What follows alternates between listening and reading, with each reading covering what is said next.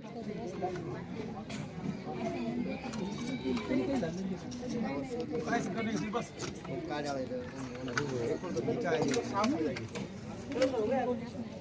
एक ही सेट को। हाँ उसको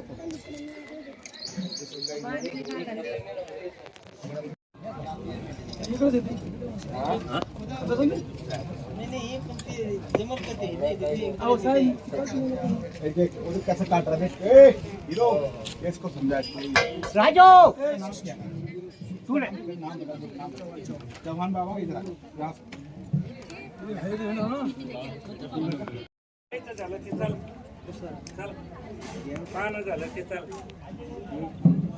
चल चल आजा आजू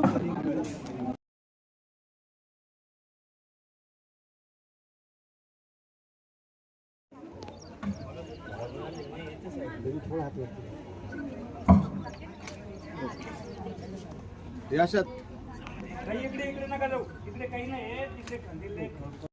देखिए ये क्लोरेटिक सिस्ट जो है वो साउथ महाराष्ट्र से लेकर के कर्नाटक तक में मिलता है। आप देखेंगे जो हौसला में जो बारीक काम की है वो मूर्तियाँ हैं वो इसी पत्थर से बनी हुई है। और ये मूर्ति कौन से शैली की है? जैसा आप देखिए शैली और इसकी अदर डिटेल्स के लिए हमें समय चाहिए रहेगा। अभी हम लोग इस पे हमारा prime focus is to excavate and restore this particular piece of art. फिर हमारा साथ में स्टडी चल रहा है, यहाँ से एक बार हम लोग फ्री होंगे, हम इसकी डिटेल स्टडी करके हम लोग will be coming up with the technical paper. Sir जैसा कि यहाँ की उनका मंदिर था, कोई ऐसा अवशेष नहीं, अभी तक ऐसा कोई ऐसा मुझे अवशेष नहीं मिल पा रहा है कि ये रखी गई है यहाँ पर इसी मंदिर में लगा हो। क्योंकि आप लोग भी देख पा रहे होंगे कि जो ये मंदिर जो हम लोग शिव मंदिर जो हम खोदते हुए आ रहे थे वो उसकी जो बाहरी दीवार है वो एकदम प्लेन है।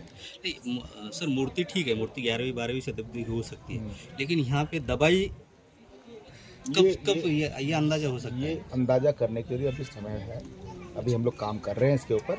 हम लोग ज़रूर आपके पास एक आध हफ्ते के अंदर वापस आएंगे और इसके बारे में जानकारी देंगे। तो ये ज़रूर है कि ये मूर्ति को यहाँ पर डेलिबरेटली दबाया गया है। स्टेट गवर्नमेंट के जो म्यूजियम है यहाँ पे उसका चयन हो जाएगा? चयन मतलब वहाँ पे रखी नहीं, हम लोग यहाँ पर ही इसी प्रोमाइसेस के अंदर काम कर रहे हैं। ओके, यही पर अब कब तक निकालेगी बाहर मूर्ति बाहर? जितनी जल्दी मेरा शेड तैयार हो जाएगा मैं जल्दी निकाल दूँगा। तब तक नहीं सर?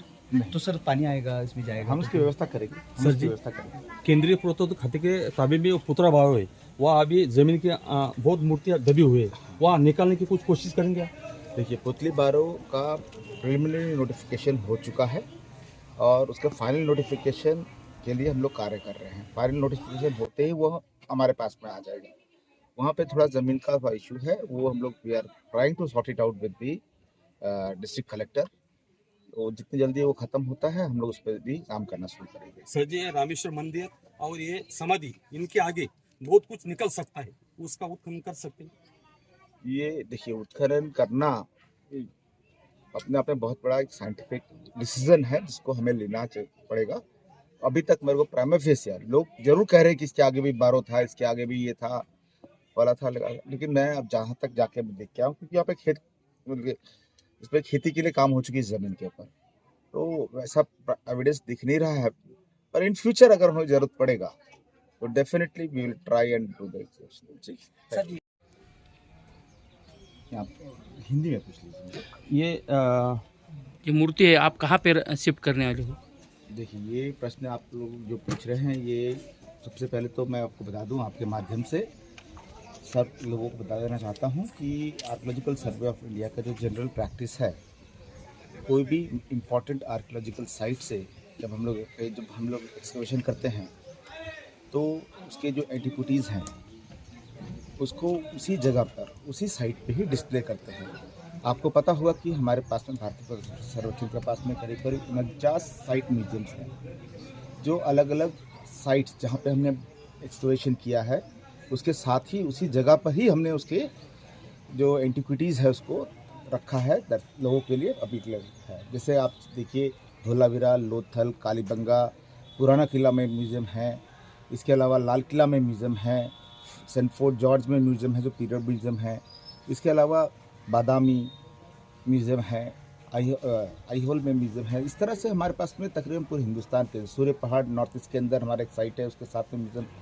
तो जो भी एंटिक्विटीज़ जहाँ से मिलती हैं हमें, हम उसको वहीं डिस्प्ले करते हैं। अब उसी तरह से जैसे हम यहाँ पे काम कर रहे हैं, इट्स वेरी इंपॉर्टेंट एंटिक्विटी, मैं लोगों की भावना समझता हूँ। और आर्कियोलॉजिकल सर्वे ऑफ इंडिया का जनरल प्रैक्टिस है, वो मूर्ति भी यहीं रहेगी। उसके लिए हम यहाँ पर व्यवस्था करेंगे safety and security. Thank you very much.